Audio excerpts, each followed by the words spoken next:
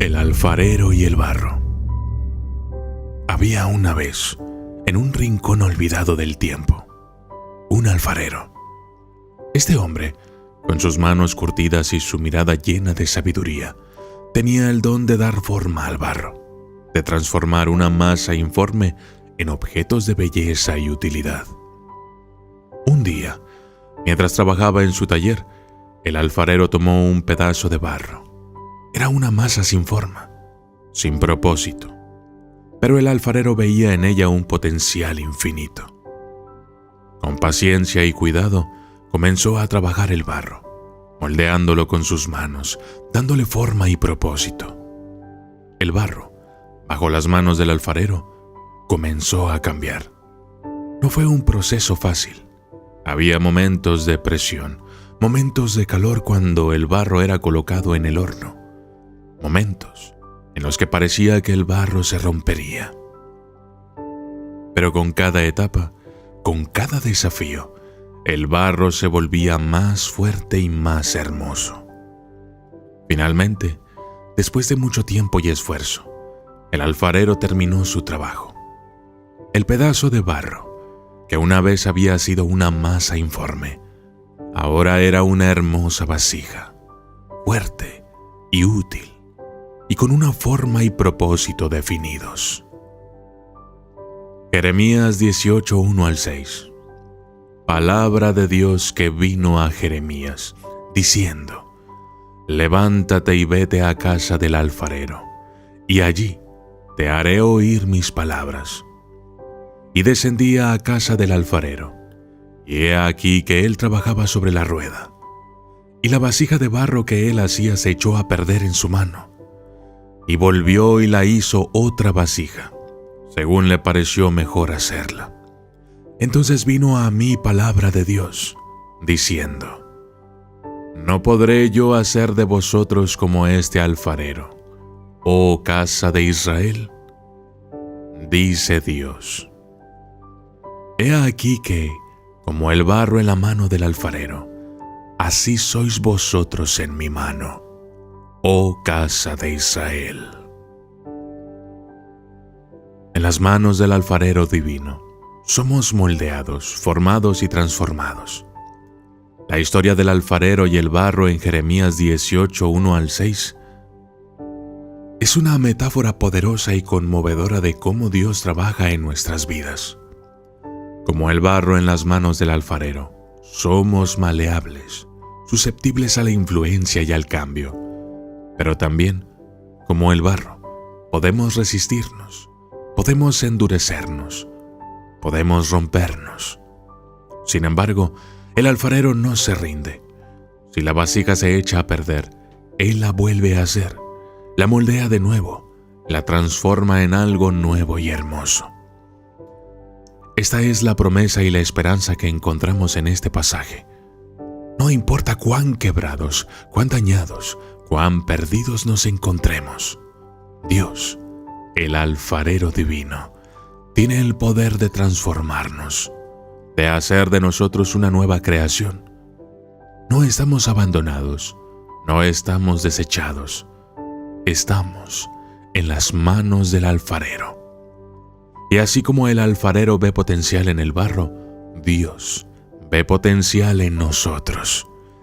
Ve más allá de nuestras fallas, de nuestros errores, de nuestras imperfecciones.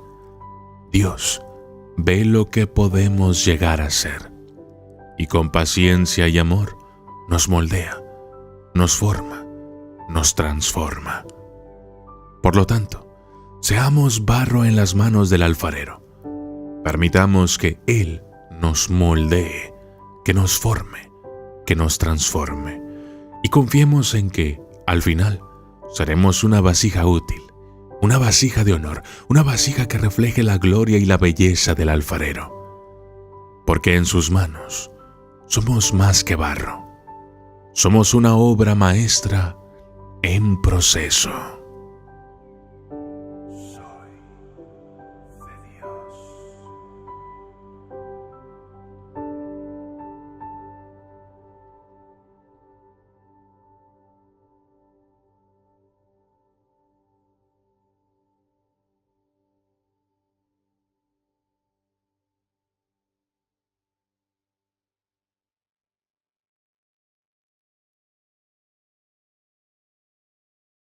El náufrago. El único sobreviviente de un naufragio llegó a una pequeña isla deshabitada. Oraba fervientemente y le pedía a Dios que lo rescatara. Todos los días miraba al horizonte esperando la ayuda solicitada, pero esta nunca llegó. Cansado de no tener respuesta, comenzó a construir una pequeña cabaña para protegerse y guardar sus pocas posesiones. Un día, después de andar buscando comida, regresó y encontró su pequeña choza envuelta en llamas. Una columna de humo subía hacia el cielo. Por fin, logró apagar el incendio y, aunque lo peor había pasado, todas sus cosas se habían perdido. Estaba confundido y su ira se desató contra Dios. ¿Cómo pudiste hacerme esto?, gritaba, llorando de impotencia. Abrumado y desconsolado, se quedó dormido sobre la arena. De pronto, el sonido de la sirena de un barco que se acercaba a la isla lo despertó. Venían a rescatarlo. Cuando por fin llegó a la cubierta del barco, preguntó: ¿cómo sabían que estaba aquí? Los salvadores, algo extrañados, le contestaron: porque vimos las señales de humo que nos hiciste. Es fácil enojarse cuando las cosas van mal, pero no debemos perder la paciencia, porque Dios está trabajando en nuestras vidas y su hora se va a manifestar. En medio de las penas y del sufrimiento, recuerda que si tu pequeña choza se quema, puede ser simplemente una señal de humo que surge de la gracia de Dios. El perdedor que nunca se rindió. Cuando era pequeño, su tío le llamaba Sparky, por un caballo de cómic llamado Sparkplug. La escuela era casi imposible para Sparky. Suspendió todas las asignaturas en octavo curso. En el instituto suspendió física, obteniendo una nota de 0. También reprobó latín, álgebra e inglés. Y su récord de deportes no fue mejor, aunque consiguió entrar en el equipo de golf de la escuela. Perdió rápidamente el único partido importante de la temporada. Hubo un partido de consolación, pero también lo perdió. Durante toda su juventud, Sparky fue torpe socialmente. No es que los otros estudiantes le desagradaran, es que a nadie le importaba demasiado. De hecho, Sparky se asombraba si algún compañero le saludaba alguna vez fuera del horario escolar. No hay manera de saber cómo le habría ido en las citas. Nunca invitó a salir a una chica en el instituto. Tenía demasiado miedo de ser rechazado, o quizás de que se rieran de él. Sparky era un perdedor. Él, sus compañeros de clase, todos lo sabían. Así es que aprendió a vivir con ello. Decidió pronto que si las cosas debían funcionar, simplemente lo harían. De lo contrario, se contentaría con lo que parecía ser su inevitable mediocridad. Sin embargo, una cosa sí era importante para Sparky: el dibujo. Estaba orgulloso de sus obras de arte. Nadie más lo apreciaba, pero eso no parecía importarle. En su último año de instituto, presentó unas caricaturas para el anuario. Los editores rechazaron el concepto. A pesar de ese rechazo, Sparky estaba convencido de su capacidad. Incluso decidió convertirse en artista. Así es que, tras terminar el instituto, Sparky escribió a los estudios Walt Disney. Le pidieron muestras de su trabajo artístico. A pesar de su cuidadosa preparación, también fue rechazado. Una confirmación más de que era un perdedor. Pero Sparky no se rindió. En su lugar, decidió contar la historia de su propia vida en dibujos animados. El personaje principal sería un niño que simbolizaba al perdedor perpetuo y al fracasado crónico. Puede que lo conozcas bien, porque el personaje de dibujos animados de Sparky se convirtió en una especie de fenómeno cultural. La gente se identificaba fácilmente con este adorable perdedor. Le recordaba a la gente los momentos dolorosos y embarazosos de su propio pasado, su dolor y su humanidad compartida. El personaje pronto se hizo famoso en todo el mundo. Charlie Brown. Y Sparky, el niño cuyos fracasos nunca le impidieron intentarlo, se convirtió en el exitoso dibujante Charles Schulz. Su tira cómica, Peanuts, sigue inspirando libros, camisetas y especiales de Navidad, recordándonos, como alguien comentó una vez, que la vida encuentra de algún modo un camino para todos nosotros, incluso para los perdedores. La historia de Sparky nos recuerda un principio muy importante en la vida. Todos nos enfrentamos a las dificultades y al desánimo de vez en cuando. También tenemos la posibilidad de elegir cómo lo manejamos.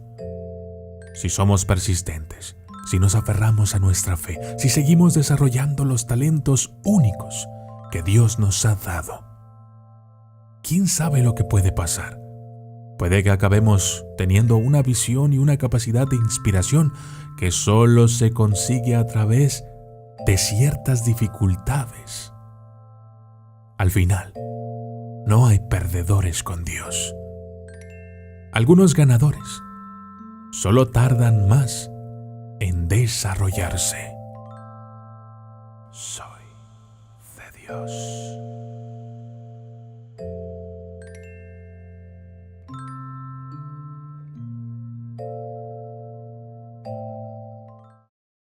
El niño que escaló el Everest. Había un hombre sabio, Sviatoslav. Un día vino a visitarle su sobrino. El joven estaba triste, deprimido y evidentemente molesto por algo. Sviatoslav le preguntó qué le había pasado. El sobrino le dijo que había sufrido un grave revés y que ahora nunca podría alcanzar sus objetivos. Entonces, el sobrino le pidió a su anciano y sabio tío que le aconsejara. ¿Qué debía hacer a continuación? No lo sabía. Pero Sviatoslav le pidió que le llevara a las colinas. Este camino era difícil y largo, pero el sobrino aceptó inmediatamente ayudar a su tío. Cuando llegaron a las colinas, Sviatoslav le dijo que tenía que ir a la cima de la colina más alta. El joven se sorprendió, pero decidió ayudar a su tío, porque el anciano nunca había subido allí. Con gran dificultad, el sobrino ayudó a su tío a subir a la colina, a veces, incluso arrastrando al anciano sobre su espalda. En la cima de la colina, sudando, puso a su tío en el suelo y sonrió felizmente. Entonces, el tío le dijo: ¿recuerdas cuando eras pequeño y a veces volvías a casa con lágrimas en los ojos? Los chicos se burlaban de ti. ¿Recuerdas por qué? El joven miró a su alrededor y asintió. Recordó que de niño jugaba a menudo allí con otros chicos y llamaban a esta colina el Everest, porque solo unos pocos podían llegar a su cima. En aquel momento, él no podía llegar hasta allí. Aquella colina le parecía una montaña inaccesible. Y hoy, no solo has subido aquí, dijo Sviatoslav, sino que me has arrastrado a mí también. Entonces miró a su sobrino y le preguntó: ¿cómo has podido hacerlo? Tal vez solo crecí, dijo el joven encogiendo los hombros. Me hice más fuerte y en forma. Y entonces el tío le dijo: ¿y la formidable montaña que algún día te pareció el mismo Everest, ahora se convirtió de repente en un montículo inofensivo? Pues ahí tienes mi consejo. El coraje no es la ausencia de miedo, sino el triunfo sobre él. El valiente no es quien no siente miedo, sino aquel que conquista ese miedo. De Dios.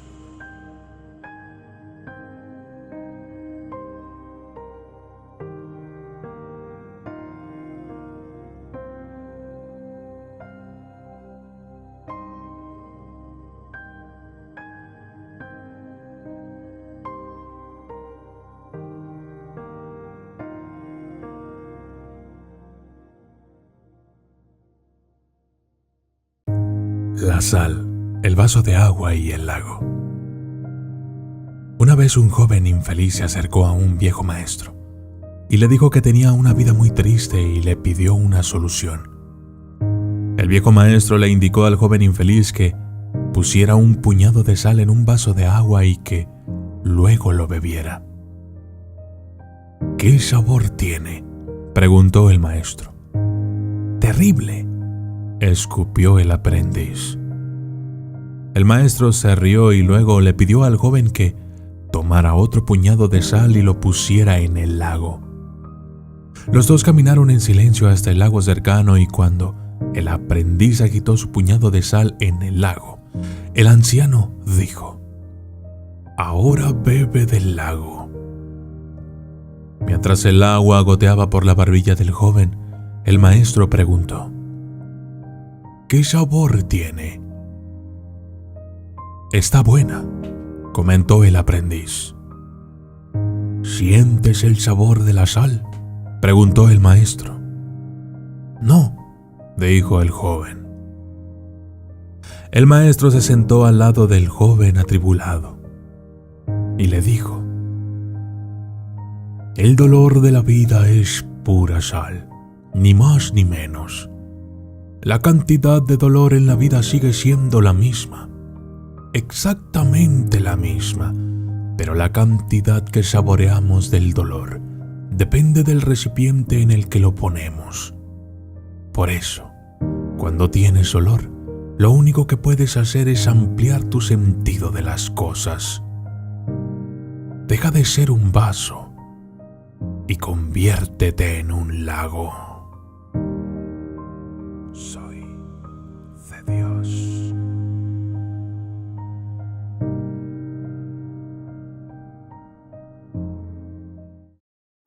Cambiar el destino. Durante una batalla, cierto general decidió atacar al adversario a sabiendas de que su ejército era inferior en el número de efectivos, pero estaba confiado en ganar, aun cuando sus hombres estaban llenos de dudas. Camino a las operaciones, se detuvieron en una pequeña capilla. Después de rezar con sus hombres, el general sacó una moneda y dijo: «Ahora tiraré esta moneda. Si es cara, ganaremos. Si es cruz, perderemos. El destino se revelará». Entonces lanzó la moneda al aire y todos miraron atentos cómo aterrizaba en el suelo. Era cara. Los soldados estaban tan contentos y tan confiados que, cuando llegaron a la batalla, atacaron vigorosamente al enemigo y consiguieron la victoria. Después del combate, un teniente le dijo al general: «Nadie puede cambiar el destino». «Tal vez», contestó el general con una sonrisa de picardía, mientras mostraba al teniente una moneda que tenía cara en ambos lados. La diferencia entre el éxito y la derrota estará en nuestras mentes. Si conectáramos nuestra mente con los sueños, sería más fácil hacerlos realidad. ¿Somos los dueños de nuestro destino? Déjame tu opinión en los comentarios. Soy de Dios.